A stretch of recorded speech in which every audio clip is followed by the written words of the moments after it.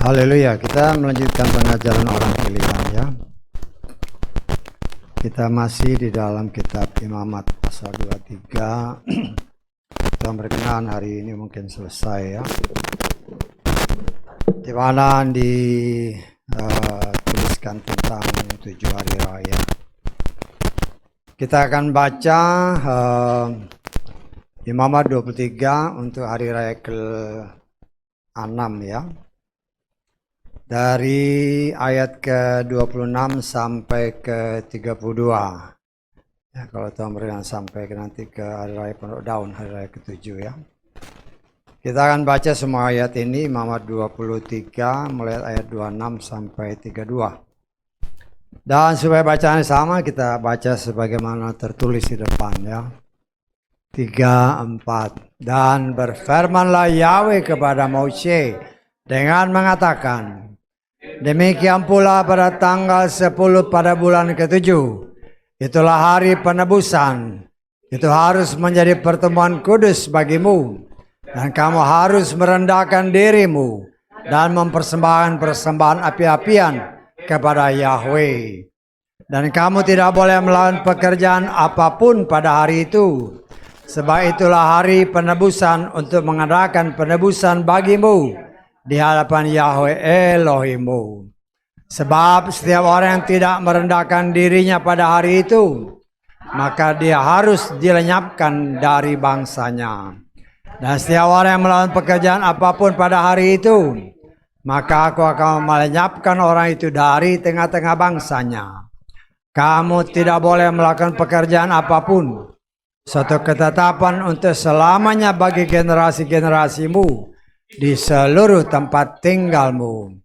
Itulah sabat perhentian bagimu, dan kamu harus merendahkan dirimu pada tanggal 9 bulan itu pada petang hari. Dari petang hingga petang kamu harus merayakan sabatmu. Haleluya, amin. Silakan duduk. Puji Bapa Yahweh, kita bersyukur ya. Oleh kemurahan Tuhan kita telah membaca. Ingat ya, firman Tuhan itu setia kepada janjinya. Setiap kita membaca, kita mendengar, maka firman Tuhan katakan, diberkatilah atau berbahagialah orang yang membaca dan mendengar dan memelihara firman Tuhan. Dan juga iman datang dari pendengaran akan firman Tuhan. Jadi ketika kita mendengar ya, tanpa kita sadari ya, karena Tuhan itu setia sama firman-Nya. Ketika kita mendengar, maka iman kita akan bertambah. Itu janjinya. Ya, kita kan nggak bisa tahu. Hanya Tuhan yang tahu level iman kita semakin terus maju dan sampai sempurna. Karena itulah rencana Tuhan ya. Nah, kita mengucap syukur bahwa ya kita sedang belajar tentang 7 hari raya ini. Di mana yang kita baca tadi adalah hari raya yang ke-6. Yang biasa disebut dengan hari raya Yom Kippur ya. Kalau di dalam terjemahan Lugas dikatakan hari raya pendamaian. Hari raya pendamaian. Dari semua 7 hari raya yang ditetapkan oleh Tuhan dari Paskah sampai hari raya yang terakhir yang ke-7 itu hari raya Sukkot ya.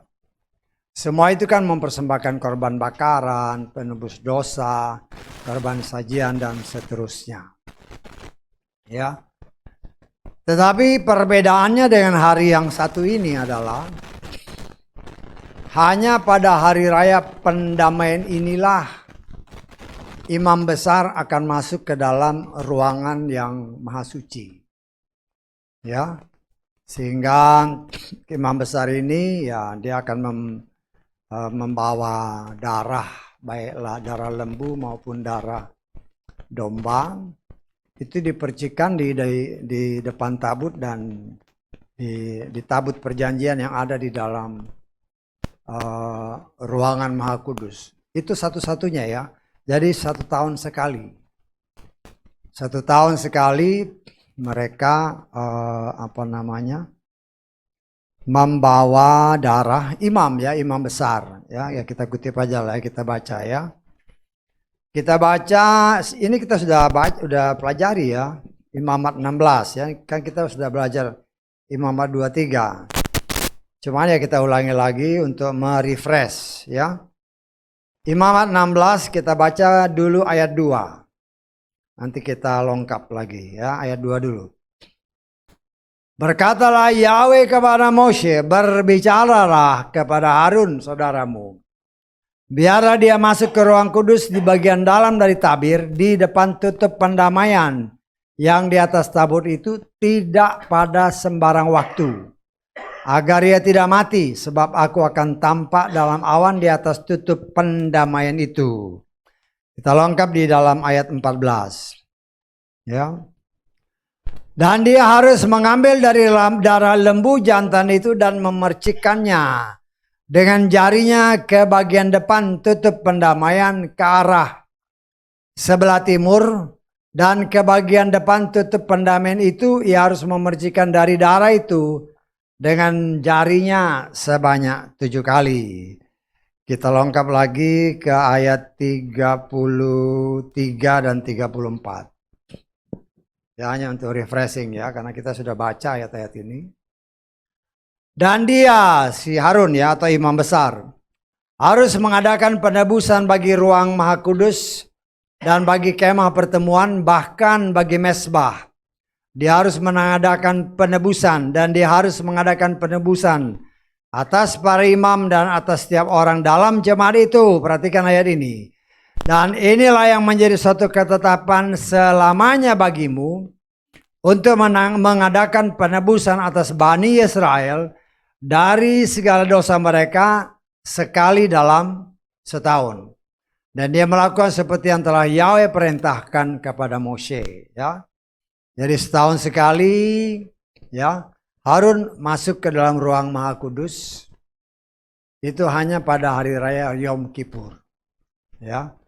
Jadi kalau ada gereja-gereja yang mengadakan perjamuan setahun sekali, sebenarnya dia mengkutip ini ya. Nah, tapi itu sih nggak jadi, bukan suatu permasalahan ya, karena itu setiap aturan-aturan gereja ya. Ya dulu kami di gereja lama juga kayaknya setahun apa 2 tahun, apa setahun sekali atau setahun 2 kali ya. Tapi ya itulah peraturan gereja. Sedangkan kita setelah kita baca di dalam kitab Korintus dinyatakan sesering kamu dapat melakukannya. Ya, karena itu di tempat ini ya kita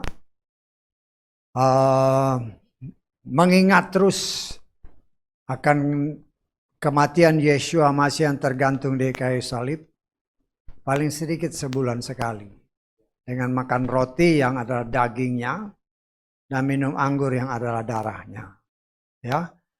Ya itu bagian daripada kegiatan-kegiatan ibadah yang kita lakukan. Dan kedua hari raya ibadah ya, yang minggu lalu kita sudah bicarakan, yaitu Rosh Hashanah dan Yom Kippur ini ya.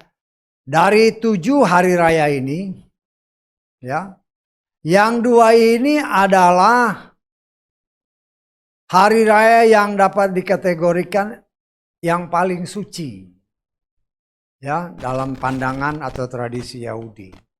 2 hari raya, sehingga kalau saudara baca di dalam media-media ya, kan banyak itu di media-media Ibrani itu termasuk high holidays ya. Boleh dikatakan ya hari yang paling dianggap paling penting. Karena kalau saudara lihat tadi kan, melakukan kegiatan mati, dilenyapkan sama Tuhan. Dan memang pada hari raya Yom Kippur ini ya, semua kegiatan ya, termasuk siaran radio, airport ya, terus public transportation, semua kegiatan ditutup ya. Jadi kalau di beberapa atau di satu daerah di Indonesia ini kan ada yang menamakan diri hari nyepi, semuanya sepi. Ya kita nggak tahu ya, bisa aja itu niru dari sini ya, itu kan kita nggak tahu kepercayaan masing-masing ya. Tetapi itulah perintah Tuhan. Karena itu tadi dikatakan, siapa yang berani melakukan kegiatan, Tuhan bilang dilenyapkan. Karena itu seringkali diingatkan di tempat ini bahwa Tuhan itu sangat tegas dalam hal ibadah. Nggak bisa main-main. Karena ibadah itu adalah hubungan kita dengan Bapa Yahweh. Dan Tuhan tidak mau ada gangguan. Karena itu setiap kali ya kalau Tuhan ingatkan saya berdoa pada pembukaan. Agar oleh kemurahan Tuhan kita melupakan semua apa yang ada di luar sana. Dengan pertolongan Roh Kudus kita memusatkan tubuh, roh dan jiwa kita hanya kepada Dia. Ya, sehingga apa? Sesuai janji Tuhan. Apa yang tidak pernah terpikirkan. Ya, tidak pernah kita pikirkan, tidak pernah kita dengar. Tidak, urutannya ya, supaya gampang kalau saudara berdoa. Tidak pernah dipikir, tidak pernah didengar, tidak pernah timbul dalam hati. Itulah yang disiapkan Bapa Yahweh bagi orang-orang yang mengasihi Dia. Siapakah orang yang mengasihi Dia? Orang yang mengasihi Dia berdasarkan firman Tuhan adalah orang-orang yang melakukan firman-Nya. Ya, kita coba belajar mencontohi semua apa yang dinyatakan oleh firman Tuhan. Ya, kita coba contoh, kita coba praktekkan. Karena ya kita kan menghendaki supaya kita menjadi serupa dengan Dia. Ya, jadi ya kita belajar untuk melihat supaya kita bisa terus-menerus dirubah. Ya, jadi tidak pernah tidak pernah dilihat, tidak pernah didengar, tidak pernah timbul dalam hati. Ya. Itu yang disiapkan Tuhan bagi orang-orang yang mengasihi Dia. Kita baca ya 1 Korintus pasal 2 ya. Ayat ke-9 ya. Mata, telinga dan hati. Tetapi sebagaimana telah tertulis, apa yang mata belum pernah lihat, telinga belum pernah mendengar, serta belum pernah timbul dalam hati manusia. Itulah yang telah Elohim sediakan bagi mereka yang mengasihi Dia. Karena itu kita belajar. Ya.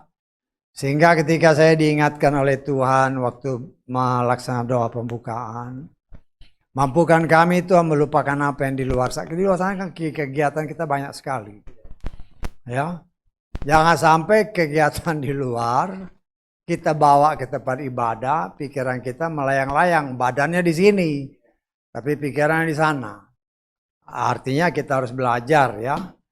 Tidak pernah ya dilihat, didengar dan timbul dalam hati. Ya. Itu yang pasti dianugerahkan bagi anak-anak Bapa Yahweh apabila kita melakukan apa yang Dia perintahkan. Maka kita belajar. Ya. Kita belajar dan saya percaya semakin banyak kita belajar, semakin kita terus-menerus disempurnakan ya. Kita harus ingat ya bahwa yang kita lakukan itu firman. Firman itu adalah pribadi Tuhan. Dan firman itu akan bekerja walaupun kita tidak menyadari Dia terus bekerja. Karena Dia bekerja dari dalam. Ya, Dia bekerja dari dalam, Dia yang memproses kita. Sehingga kita sendiri suatu saat akan terheran-heran, saya kok bisa kayak begini ya. Ya seringkali kan kadang-kadang dulu saya kayak begini. Tapi setelah saya bergaul dengan Tuhan kok bisa seperti ini.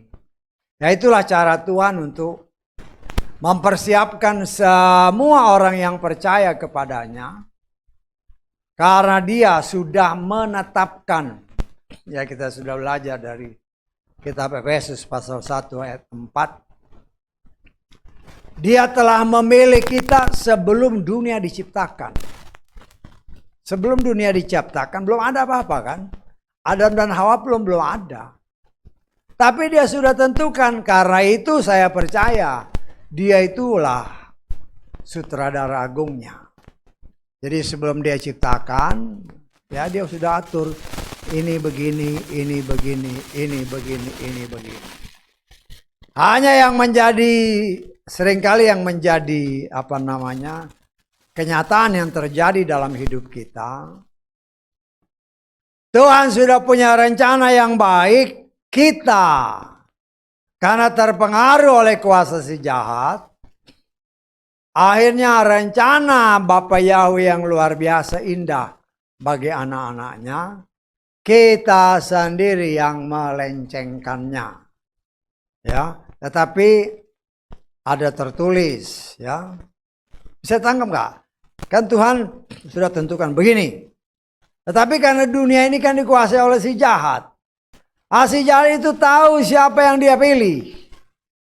Ya, bahkan semua manusia yang ada dalam kuasanya akan dia bimbing atau dia bojok untuk berjalan sesuai kehendak setan menuju kepada kebinasaan. Rencana Tuhan itu baik bagi semua anak-anaknya, termasuk rencana keselamatan bagi saudara dan saya. Tetapi tanpa kita sadari, kita sendiri karena masih belum lahir baru, kita membiarkan diri kita dibawa oleh arus dunia yang bisa membawa kita kepada kebinasaan. Akan tetapi sebagaimana tertulis, rencana Bapa Yahweh tidak mungkin gagal. Saya tanggap ya. Rencana Bapa Yahweh tidak mungkin gagal. Setan berusaha menggagalkannya. Tetapi Tuhan sanggup membalikkannya. Sehingga menjadi sesuai dengan kehendaknya. Ya, kita lihat ya. Dalam kitab Ayub. Pasal ke-42 ayat 2. Aku mengetahui bahwa engkau dapat melakukan segala sesuatu. Perhatikan. Tidak ada rencanamu yang gagal. Tuhan punya rencana bagi setiap pribadi kita. Ya. Walaupun dalam kenyataan karena dunia dikuasai oleh si jahat. Si jahat berusaha melencengkan rencana Tuhan yang sudah ditetapkannya. Sehingga manusia tanpa sadar karena belum lahir baru. Dia melenceng dari jalan Tuhan. Ya.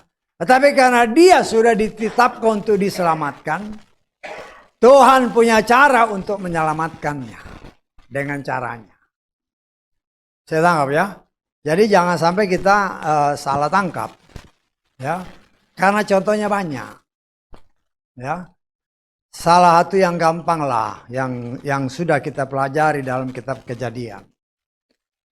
Ketika Ribka mengandung si Yakub sama si Esau. Masih ingat nggak? Ya, kan di dalam perutnya itu mereka bertolak-tolakan, ya, antara si Esau sama si Yakub, ya. Dan kita melihat firman Tuhan. Ya, firman Tuhan kan berkata kepada si Ribka ini, kita lihat ya. Kita lihat Kejadian 25. Kita sudah belajar ini, kita cuma ulang-ulang lagi nih.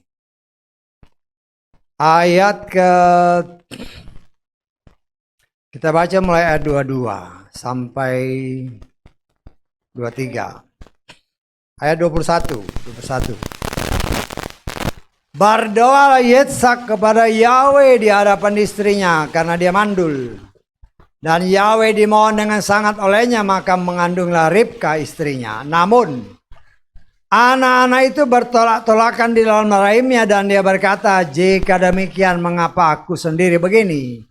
Dan dia pergi untuk mencari Yahweh. Perhatikan. Dan Yahweh berfirman kepada dua bangsa ada dalam kandunganmu.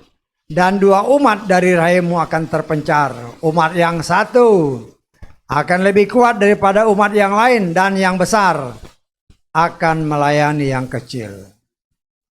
Ini yang ngomong Bapak Yahweh sendiri. Yang kecil itu akan menjadi lebih besar dari yang si kakaknya. Loh, dia dengar sendiri suara ini. Tetapi setelah kurang lebih 40 tahun ya, waktu yang cukup lama ya. Ketika umur Yakub sudah mulai ya sangat dewasa ya, 30 tahun lebih lah. 30-40 tahun. Ya. Si Ribka melihat karena si Yakub ini lebih dekat dengan Ribka kan. Tetapi Esau lebih dekat dengan bapaknya, si Yitzhak. Ya, setelah sekian puluh tahun, dia lupa akan ayat ini. Perkataan Bapak Yahweh. Ya. Dan dia melihat, waduh, dia sayang sama si Yakub. Tentunya dia mengendaki Yakub ini diberkati lebih daripada si Esau. Tetapi dia lihat, Esau dekat sama bapaknya. Sedang berkat itu ada pada Yitzhak. Dia lupa ayat ini. Dia lupa perkataan Tuhan. Rencana Tuhan itu nggak mungkin gagal. Tetapi karena mata Ribka melihat Esau lebih dekat dengan bapaknya. Wah, ini berkat kesulungan pasti datang kepada Esau. Ya sebenarnya nggak aneh karena Esau yang sulung kan. Tetapi Ribka sayang sama Yakub. Karena dia lupa perkataan ini setelah berpuluh-puluh tahun. Kurang lebih 40 tahun ya. Dia nipu. Dia ajarin si Yakub nipu bapaknya. Betul nggak? Karena dia nipu bapaknya. 10 kali dia ditipu oleh mertuanya. Padahal dia tidak perlu risau. Rencana Tuhan itu nggak bakal berubah. Dalam kenyataannya kan memang Yakub dibuat lebih baik, lebih maju daripada si Esau. Dan itulah yang sering terjadi dalam kehidupan kita anak-anak Tuhan. Tuhan sudah tetapkan saudara dan saya. Efesus 1 ayat 4 dan seterusnya. Kita sudah dipilih sebelum dunia diciptakan. Tetapi karena kita ada dalam pengaruh si jahat, kan dunia ini dikuasai si jahat.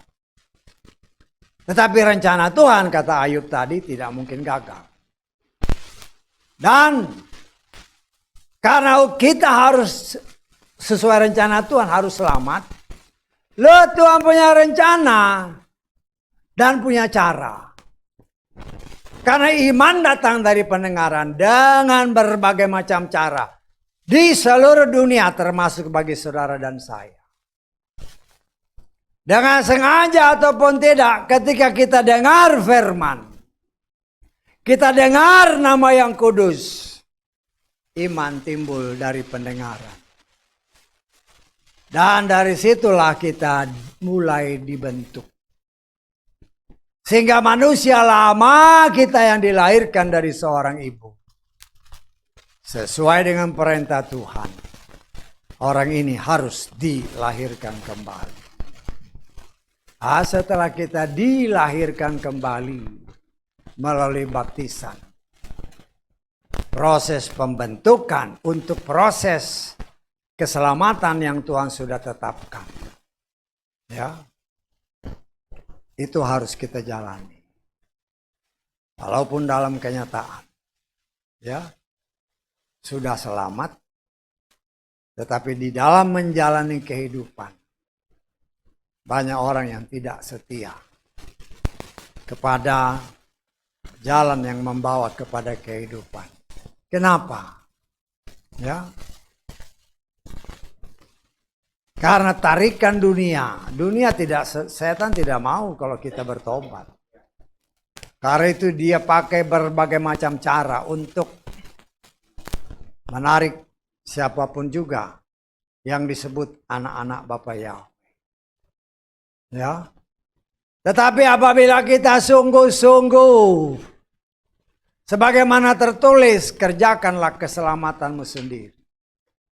Dan keselamatan itu hanya akan terjadi apabila kita tetap tinggal di dalam Dia. Nggak ada cara lain. Ya, karena dunia ini dikuasai oleh si jahat. Karena itu kita ada di dunia. Tetapi kalau kita hidup di dalam Dia, maka semua apa yang berasal dari dunia itu akan dilawan oleh Tuhan. Karena kita hidup di dalam Dia. Bisa ditangkap nggak? Kita di dalam Dia, tapi kita di tengah dunia. Dunia berusaha menggencet, tetapi ketika kita digencet, kita nggak rasa. Kenapa? Karena Tuhan yang menjadi penolong kita. Nah, kita mengucap syukur cara-cara Tuhan yang sangat luar biasa.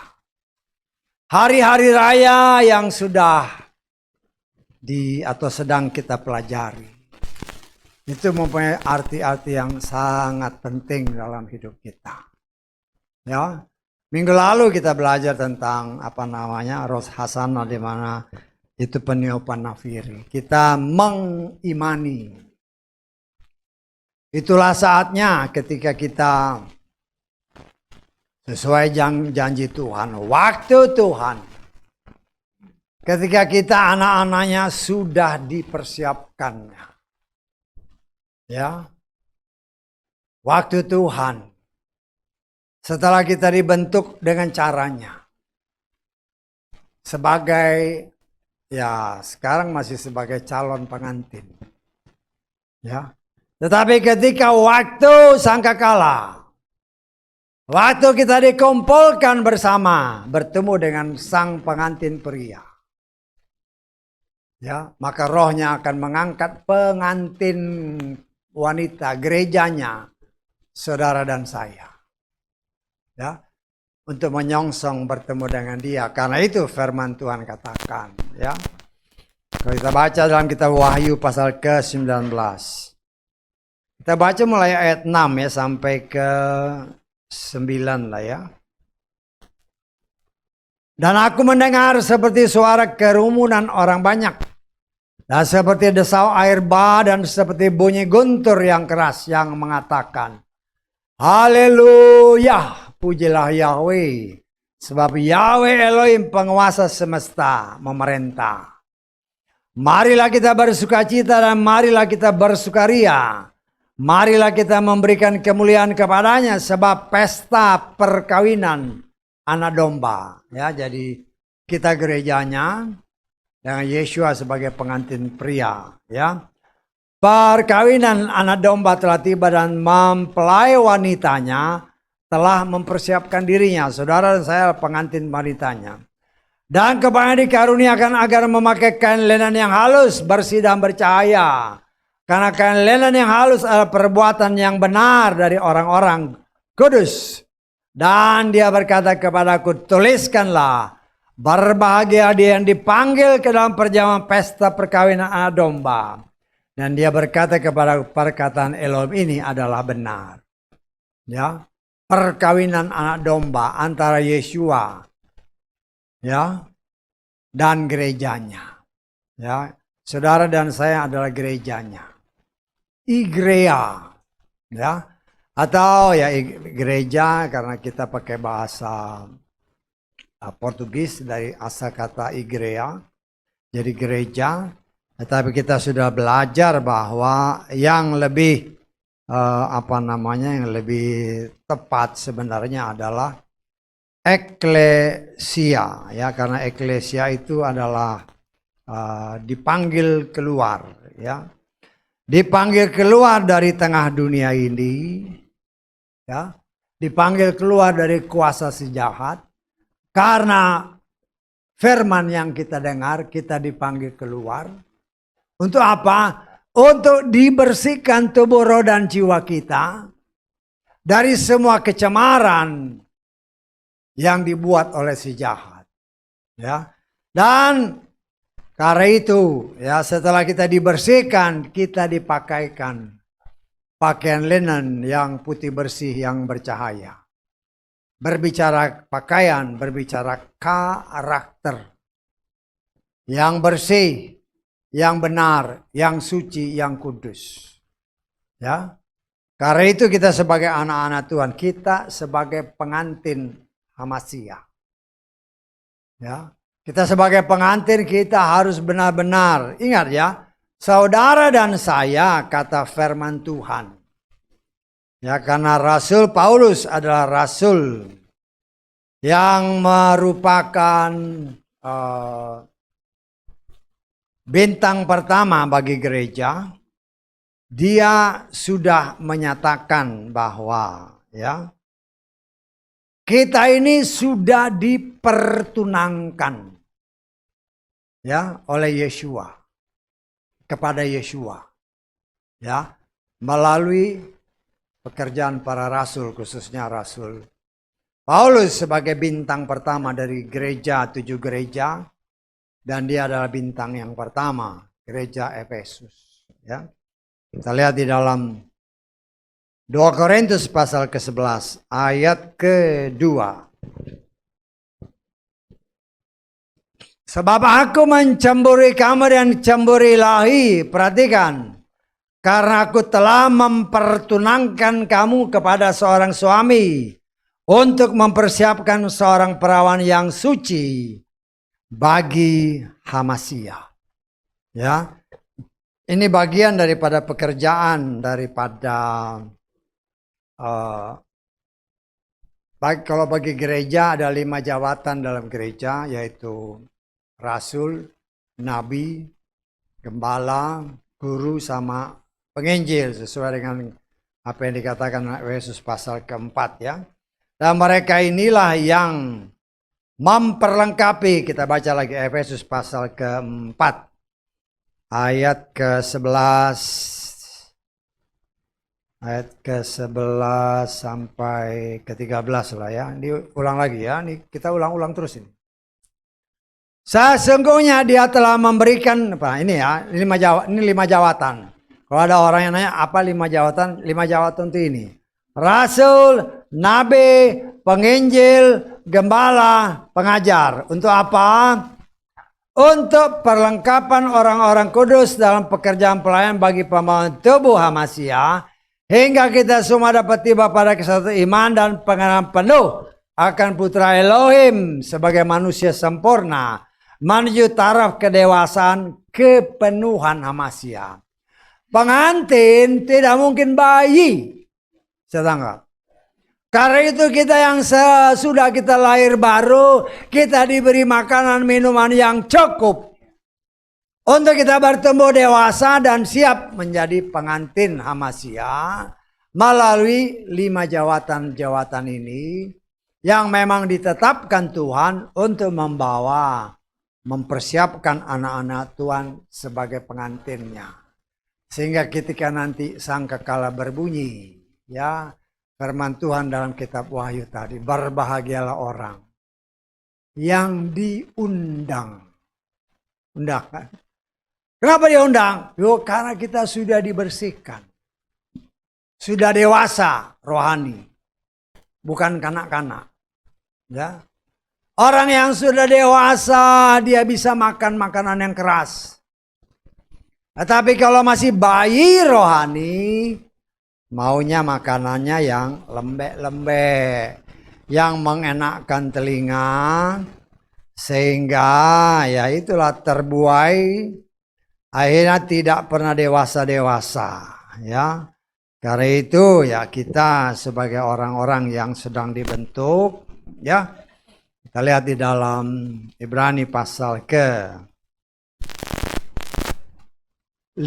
ayat ke-12. 13, 14. Sebab sekalipun menurut waktu seharusnya menjadi pengajar, kamu masih lagi punya kebutuhan untuk orang mengajari beberapa dari kamu prinsip-prinsip dasar firman Elohim, dan kamu telah menjadi orang yang mempunyai kebutuhan akan susu dan bukan makanan keras. Sebab setiap orang yang masih hidup dari susu tidak cakap di dalam firman kebenaran. Karena apa? Ia masih kanak-kanak. Tetapi makanan keras adalah untuk orang dewasa yang memiliki kepekaan, yang terlatih melalui kebiasaan untuk membedakan yang baik dan yang jahat. Orang yang sudah dewasa lah yang akan menjadi pengantin.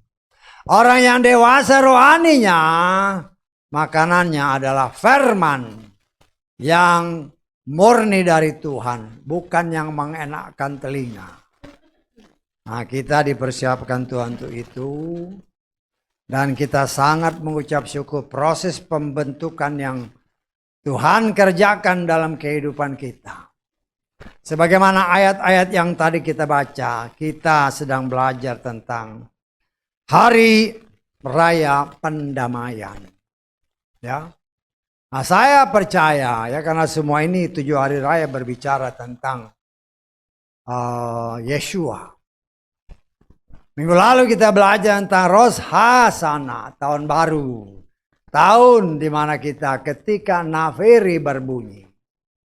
Nafiri biasanya dipakai sebagai peringatan, sebagai tanda untuk berkumpul. Ya, sebagai tanda-tanda untuk orang, ya pada waktu itu kan macam-macam tandanya. Untuk memanggil orang berkumpul. Dan firman Tuhan yang sudah kita pelajari bahwa nafiri dibunyikan dan pengantin-pengantinnya yang sudah dipersiapkan, yang memang sudah dipertunangkan kata Korintus tadi, melalui pekerjaan para rasul, para 5 jawatan yang sudah dipilih oleh Tuhan. Ya, ketika sangkakala berbunyi kelak, ketika shofar dibunyikan, maka kita akan dikumpulkan bersatu dengan pengantin pria. Kita, ya Yesus adalah kepala gereja. Kita anggota tubuhnya akan disatukan. Ya. Dan itulah hari yang kita sebut hari peniupan nafiri. Dan sesuai dengan urutan-urutan yang tertulis di dalam kitab Wahyu. Kalau nanti saudara baca kitab Wahyu, pasal ya katakanlah pasal 19, 20 dan seterusnya. Ya. Setelah kita diangkat. Ya. Kenapa diangkat? Rasakan apa yang tertulis nanti dibaca di dalam kitab Wahyu pasal 12 ya. Gerejanya, ya kita bacalah sedikit ya. Gerejanya disingkirkan sementara waktu, karena waktunya memang 3,5 tahun ya. Kita lihat Wahyu 12, nanti saudara baca semua ya, tapi kita baca ayat ke-6. Karena di sini tentang wanita di sini gereja ya, berbicara wanita, berbicara gereja, berbicara saudara dan saya. Wanita itu melarikan diri ke padang gurun di mana dia mempunyai suatu tempat yang telah disiapkan oleh Elohim. Perhatikan, sudah disiapkan oleh Bapa Yahweh tempat bagi gerejanya, bagi sang wanita, ya. Agar di sana mereka dapat memberi makan wanita itu selama 1260 hari. 1260 dibagi 30 sama dengan 42 bulan. Betul nggak? 1260 bagi 30. 42 bulan kan? Halo. Betul. 42 bulan itu 3,5 tahun. Sama waktunya dengan si setan, si anti-Hamasia ini. Ya. Sama persis dengan si anti-Hamasia. Kita lihat ya, kita lengkap di dalam Wahyu pasal 13 ayat ke-5. Dan kepadanya diberikan sebuah, ini berbicara si siapa? Anti-Hamasia, ya. Dan kepadanya diberikan sebuah mulut yang berkata-kata kasar dan hujatan. Perhatikan, kepadanya diberikan wewenang melakukan selama 42 bulan. Tadi 1260 hari. Jadi kita harus ada hikmat. 1260 hari dibagi 30 itu 42 bulan. 42 bulan itu sama dengan ini, si setan berkuasa. Karena itu gerejanya diangkat, ditaruh di tempat yang sudah Tuhan tetapkan. Selama 42 bulan, selama si setan ini berkuasa. Saya tanggap. Ya. Jadi ya kita kan boleh menafsir-nafsir. Ya. Bahwa kalau kita hidup benar-benar sesuai kehendak Tuhan. Tuhan punya kuasa menggenapkan apa yang tertulis dalam kitab Wahyu 12. Wanita gerejanya akan disingkirkan. Di tempat sesuai firman tadi yang sudah disiapkan. Ya kalau saudara cuma baca 1260, kadang-kadang kan orang baca gitu doang. Ya kenapa di situ? Nah coba dibagi, karena ingat tanggalan Yahudi 29-30 ya, baginya 30. 42 bulan. 42 bulan. Dosi setan lagi berkuasa nih, 666. Jadi kita boleh tafsirkan atau saya tafsirkan. Kalau kita hidup benar, Wahyu 12, kita akan karena kita diangkat, pengantin kan diangkat, ditaruh di tempat yang sudah disiapkan. Ya. Lo di bawah ini si setan diberi kuasa 42 bulan. Karena itu betapa suci dan salehnya kita harus hidup, kata firman Tuhan. Apa mungkin dengan kekuatan sendiri dapat dikatakan hampir mustahil. Karena itu dia berikan kepada saudara saya rohnya. Yang memampukan kita bukan saja mengingat firman. Tetapi juga mampu mempraktekkan firman itu. Karena firman itulah senjata kita. Dan saya percaya waktunya sudah tidak lama lagi. Ya, hanya menjadi masalah. Apakah kita siap? Ya. Apa yang tertulis dalam Torah, kata Ibrani pasal 10 ayat 1, adalah bayangan. Wujud nyatanya adalah pekerjaan Yeshua. Kalau dahulu imam besar masuk mempersembahkan darah yang dipercikkan di tabut perjanjian. 1 tahun sekali. Tetapi Yeshua, karena firman Tuhan berkata dalam kitab Ibrani, tidak mungkin darah lembu dan darah domba menyucikan ataupun menghapus dosa. Kan kita belajar kan? Masih ingat gak? Ya? Masih ingat gak? Kita baca lagi lah. Ibrani 10 ayat keempat. Sebab mustahil darah lembu jantan dan kambing jantan menghapuskan dosa-dosa. Karena mustahil, karena itu hanya bayangan, tetapi wujud nyatanya. Ya. Nah, kita baca di Ibrani pasal 9 ayat ke 11 mulai. 11 ke 11 12 lah. Tapi nanti saudara baca semua ya. Wahyu ini banyak orang yang malas bacanya, tapi kalau saudara baca dengan sungguh-sungguh, minta Roh Kudus tolong, paling menarik. Karena rahasia akhir zaman di situ semua. Walaupun kalau kita menafsirkan, memang tafsiran kita belum tentu 100% tepat. Paling sedikit kita punya bayangan. Ingat saudara sudah diberi Roh Kudus. Minta Tuhan tolong aku mau baca nih. Hanya Roh Kudus yang dapat singkapkan, kita nggak bisa. Ya, nggak bisa kita. Kenapa? Karena Roh Kudus itu Roh Bapa Yahweh sendiri, dan firman itu adalah roh. Karena itu ketika kau baca Wahyu, namanya pewahyuan, penyingkapan, revelation, dibuka rahasia-rahasia Tuhan. Karena itu baca, ya kita lihat ya. Tetapi Hamasya yang datang sebagai imam besar untuk hal-hal yang baik, yang akan segera datang melalui tabernakel yang lebih besar dan yang lebih sempurna, yang tidak dibuat oleh tangan manusia, itu artinya bukan termasuk ciptaan.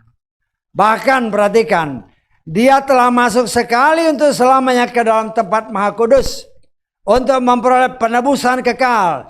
Tidak dengan darah domba jantan dan anak lembu, melainkan dengan apa? Darahnya sendiri. Jadi tabernakel yang dibuat oleh si Moshe itu hanya tiruan. Dari mana? Dari yang aslinya. Kita lihat ya. Ayat ke Ibrani 9 ini, ayat ke 24. Saudara baca di rumah ya. Karena menarik sebenarnya ayat, cuman kadang-kadang malas orang baca. Ya, bahkan baca terus ngantuk. Sebab Hamasya telah masuk bukannya ke dalam ruang kudus yang dibuat oleh tangan manusia. Perhatikan baik-baik. Yang mirip dengan yang asli. Yang aslinya di mana? Tetapi ke dalam sorga itu sendiri. Sehingga sekarang tampil di hadirat Elohim. Jadi kita bisa lihat di sini. Yang dibikin oleh Moshe itu Tuhan kasih lihat. Yang di sorga ini kayak gini ya. Tata ibadahnya kayak gini. Karena itu saat ini saudara dan saya sedang dilatih untuk mengikuti tata cara ibadah seperti di sorga. Ya. Karena nanti kita tinggal di sana. Ya. Karena itu kita oleh kasih kemurahan Tuhan kita belajar. Saat ini kita belajar supaya ngerti bahwa Yeshua itu masuk satu kali ke dalam tempat kudus ketika dia mati, ya sebagaimana kita Matius, tabir itu terbelah dua. Ya, tabir itu terbelah dua dari atas sampai ke bawah. Kan kadang-kadang orang kan bacanya hanya begitu aja. Kita sudah belajar ini. Ya, tabir terbelah. Jangan terbalik dari atas ke bawah, bukan dari bawah ke atas. Saya tanggap. Lo semua itu ada arti makna rohaninya, artinya pekerjaan itu dari Tuhan, bukan dari manusia. Artinya ketika terbelah karena Yeshua sudah melaksanakan perintah Tuhan, sudah menjadi pengganti lembu ataupun domba dengan darahnya yang kudus. Dia masuk ke tempat kudus. Ya. Sehingga dengan demikian dia masuk sebagai imam besar. Ya. Untuk mempersembahkan darahnya sendiri seperti apa yang tadi kita bacakan. Darah Yeshua Hamasya sendiri. Ya, untuk menebus ya dosa manusia. Satu kali, kan tadi kita baca, untuk selamanya. Ya. Lah kita ini yang adalah bagian daripada tubuh Hamasya. Dia adalah kepala gereja. Dia masuk ke tempat kudus. Ya, itulah yang ya saya tafsirkan. Dia kepala, kita anggota tubuhnya. Karena kita layak, maka kita menjadi satu dengan tubuh Hamasya. Berada di dalam baitnya yang di dalam ruangan Maha Kudus. Dan berdasarkan urutan kalau kita lihat, atau kita boleh tafsirkan dalam kitab Wahyu 19, 20, 21. Ya, setelah terjadi pengangkatan, ya, Kemudian nanti setelah genap 3,5 tahun, kita akan turun bersama dengan dia, memerintah di muka bumi ini 1000 tahun lamanya. Karena itu banyak ya penafsiran. Kalau saudara suka buku, baca-baca buku-buku penafsiran tabernakel. Karena saya pernah baca ya. Beberapa orang yang menafsirkan boleh-boleh aja sih. Ya. Ukuran ruangan Maha Kudus itu 10 kali 10 kali 10. Jadi 1000. Kenapa? 1000 tahun kita memerintah. Tetapi kenyataan kita sudah buktikan. Ukurannya tidak seperti itu. Ya. Tetapi disinilah kita melihat memang kita akan hidup bersama dengan dia. 1000 tahun lamanya. Dimana pada waktu itu setan diikat. Setan diikat. Ya. Lo si anti Hamasya sama si nabi palsu itu sudah dicemplungin ke tempatnya. Tetapi setan masih bebas. Artinya memang tidak ditangkap pada perang Armageddon. Menarik kan? Kalau waduh Armageddon, bacalah di Wahyu. Ya, baca di Wahyu. Menarik Wahyu itu. Walaupun penafsiran kita memang tidak sempurna, tetapi paling sedikit kita mengerti rencana Tuhan yang luar biasa. Ya, kan banyak dulu apa sekarang zaman-zaman. Oh, ini mau perang Armageddon. Oh, sungai Efrat kering. Udah mau air saman. Orang di luar kan ngomongnya kayak gitu. Mereka nggak ngerti. Ya. Kenapa? Ya, cuman copy paste. Kalau copy paste mendingan. Cuma nyalin doang nggak ngerti artinya. Tetapi kitab suci kita jelas mengungkapkan semua itu. Nah, itu saya anjurkan saudara bacalah kitab Wahyu. Ya, dulu saya juga malas baca kitab Wahyu. Kenapa? Nggak ngerti. Terus terang aja nggak ngerti. Bingung nih apa sih maksudnya? Kepalanya 7, tanduknya 7. Apa artinya?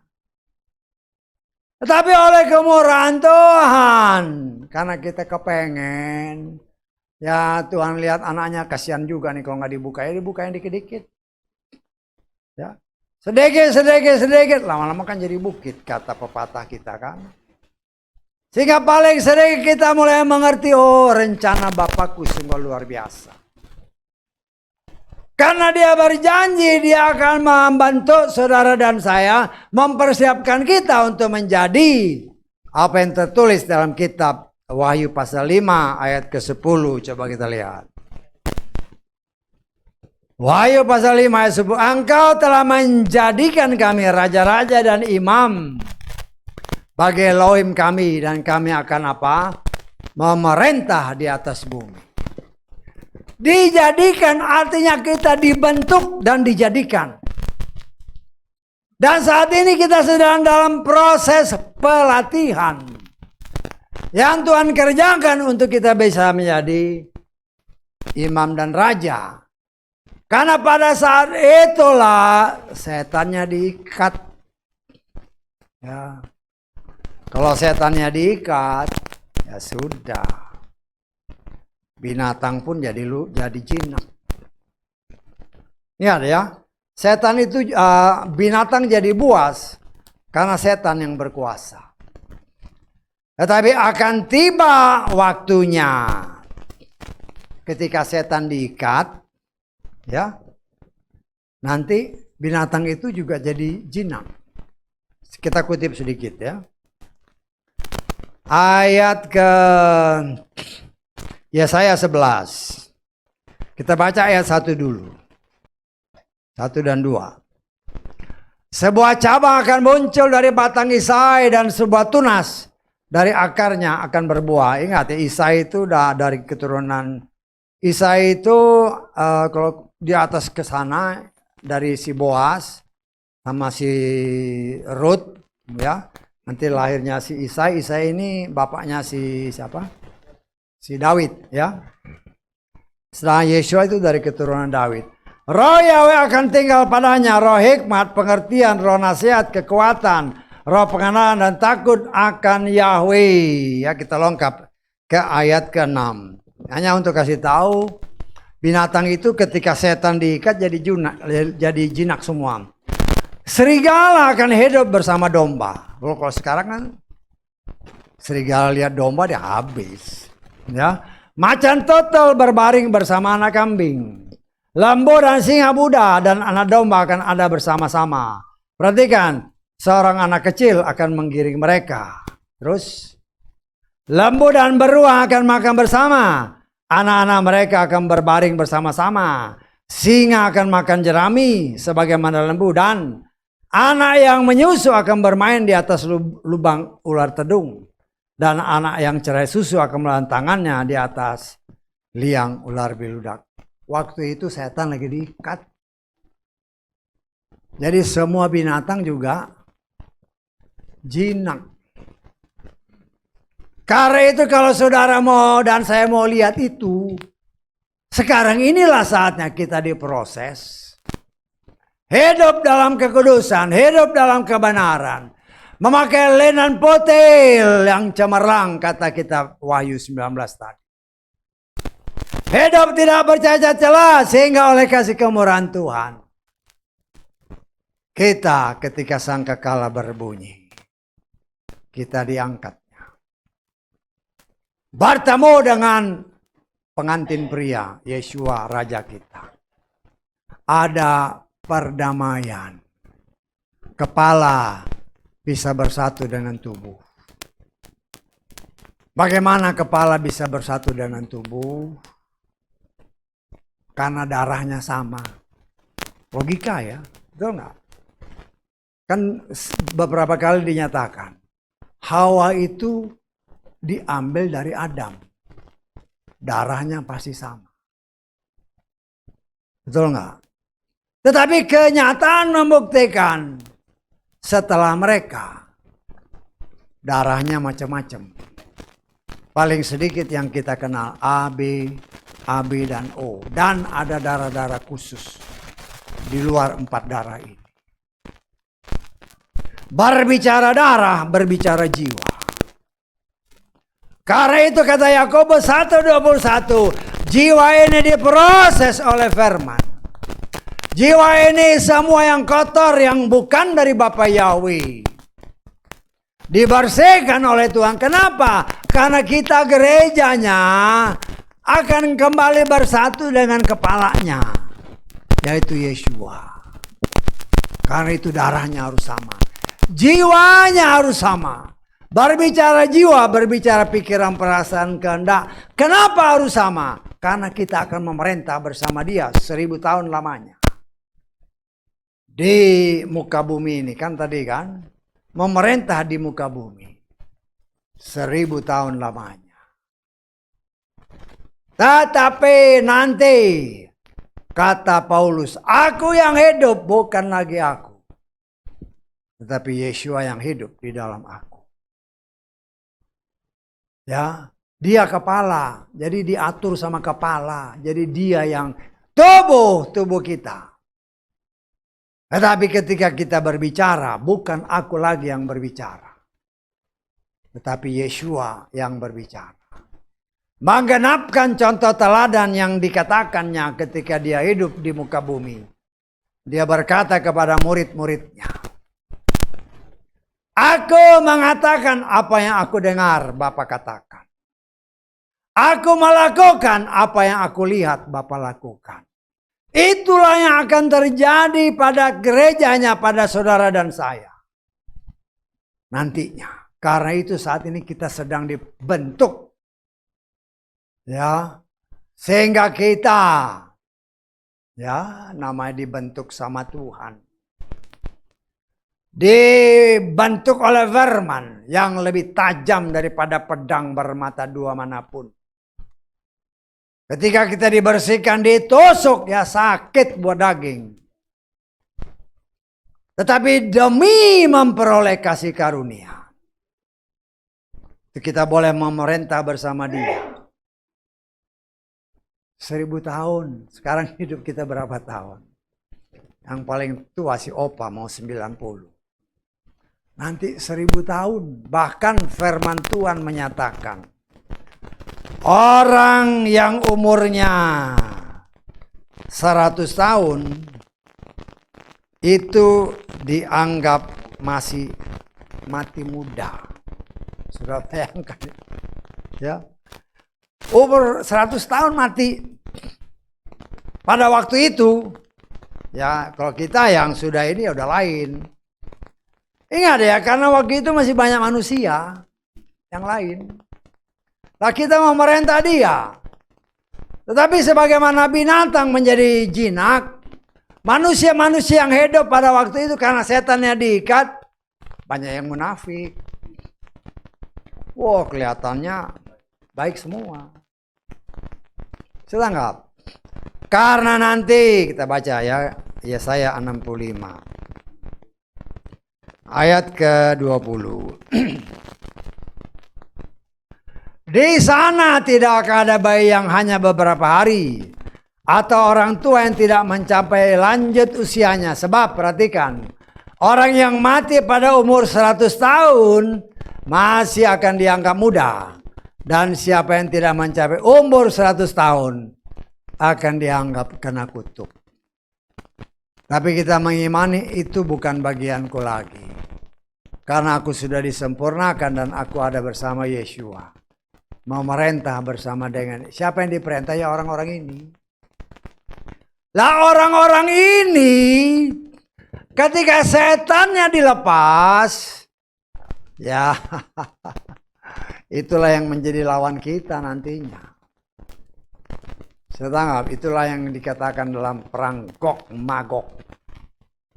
Seperti pasir di laut, mereka akan menyerang perkemahan orang kudus di mana kita ada. Tapi Yeshua panglima perang kita, dia akan memusnahkan si setan dengan pengikut-pengikutnya ini. Karena itu betapa indahnya rencana Tuhan. Ya, dia menghendaki saudara dan saya mengingat hari raya Yom Kippur, hari pengampunan, kalau dalam tradisi Yahudi ya, hari untuk pengampunan dosa. Tetapi itu bayangan. Tetapi kita yang sudah percaya Yeshua, ada tertulis dia setia dan adil. 1 Yohanes 1 ayat 9. Ketika kita mengaku dosa, maka langsung dihapus. Nggak perlu tunggu setahun sekali. Setengah. Kalau kepercayaan Yahudi kan setahun sekali, karena mereka sebagian besar belum percaya Yeshua. Ya, karena itu jangan heran sampai sekarang banyak orang yang namanya anak sulung masih ateis. Tapi waktunya akan tiba. Tuhan berikan kepada mereka roh yang baru, jiwa yang baru. Tuhan akan menulis Torahnya dalam hati sanubari mereka. Mata mereka tercelikan sehingga mereka mengaku Yeshua. Itulah Tuhan dan Juru Selamat yang sesungguhnya mereka nantikan. Tetapi bangsa ini bangsa yang kepala batu. Tegar tengkuk kata firman Tuhan. Ya, penyembah berhala. Karena itu ketika zaman Ahab, Elia dimunculkan. Zaman Ahab, zaman Isabel. Nah sekarang kan zaman ya penyembahan berhala. Isabel banyak. Ya. Orang-orang yang percaya, katanya percaya kepada Tuhan pun, kepada Bapa Yahweh, ya masih manggil-manggil setan. Nah itu kan suatu kenyataan yang tidak bisa kita pungkiri. Kenapa? Karena mereka tidak sungguh-sungguh bertobat. Sehingga akan sangat gampang. Mungkin bertobat. Tapi ya biasanya orang-orang yang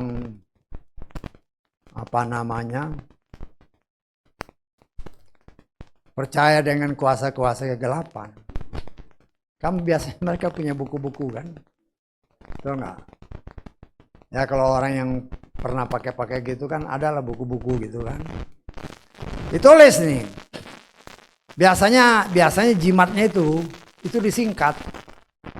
Pokoknya ngomong terus ada singkatannya. Lo singkatan ini mantranya. Masih banyak orang yang mengaku diri orang percaya masih pakai gitu-gituan.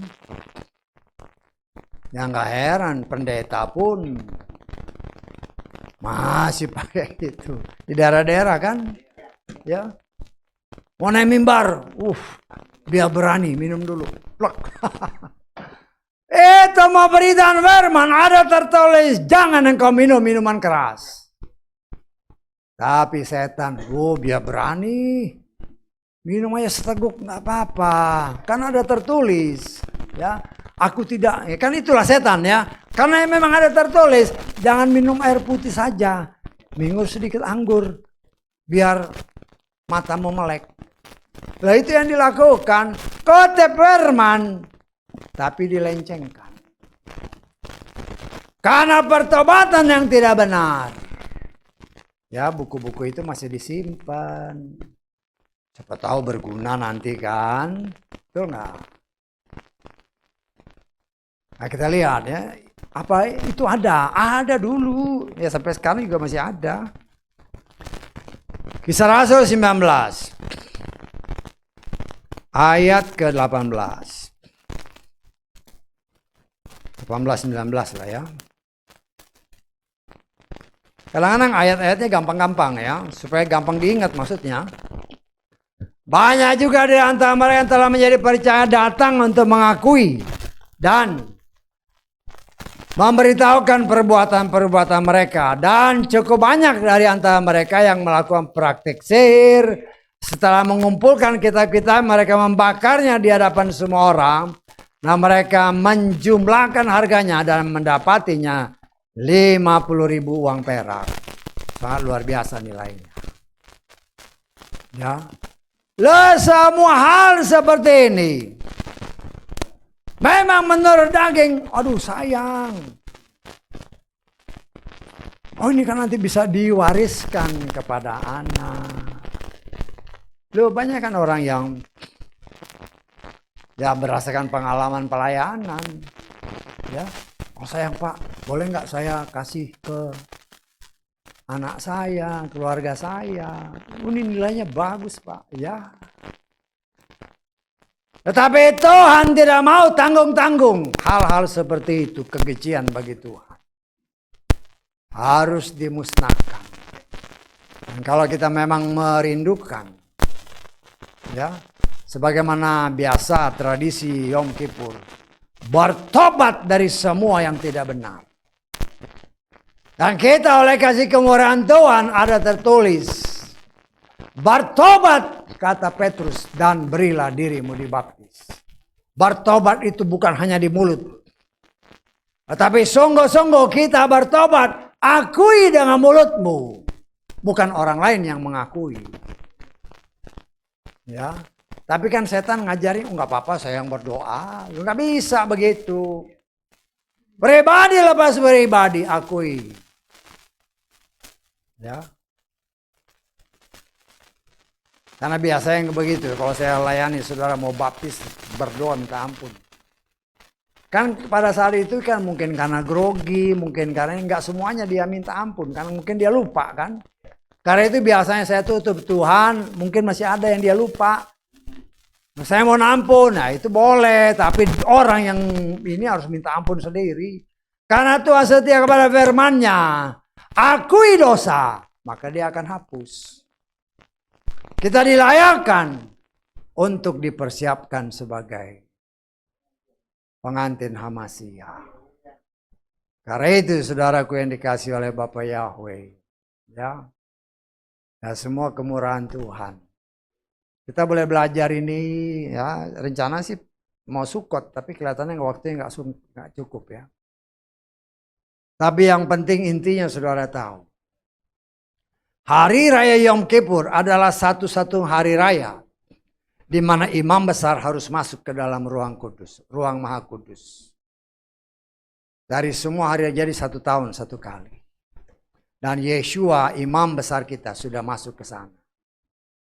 Dia kepala dan kita anggota tubuhnya, gereja. Kita menjadi satu dengan dia. Dia, kata Wahyu tadi, menjadikan kita imam dan raja. Kenapa? Karena dia mau kita terlibat bersama dengan dia. Menghakimi 1000 tahun lamanya orang-orang yang masih ada di muka bumi. Karena itu saudaraku, mari rencana Tuhan itu ya dan amin. Karena itu apabila kita mendengar firman ini, tanya diri sendiri, seberapa siapkah aku? Karena itu Paulus dalam 1 Korintus tadi menyatakan, ya 2 Korintus 11, aku mencemburui kamu. Dia sebagai seorang rasul yang mempersiapkan umat Tuhan sebagai pengantin Hamasiah.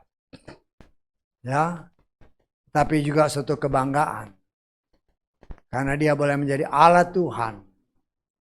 Mempersiapkan gerejanya. Yang ketika sangkakala berbunyi kelak. Kenapa apa yang dikatakan oleh kitab Wahyu 19 tadi. Berbahagialah orang yang diundang dalam perjamuan perkawinan anak domba. Itulah saudara dan saya. Kalau kita didapati benar-benar memakai kain linen yang halus, putih bersih cemerlang, dan kita dilayakkan menjadi pengantinnya. Haleluya. Amin.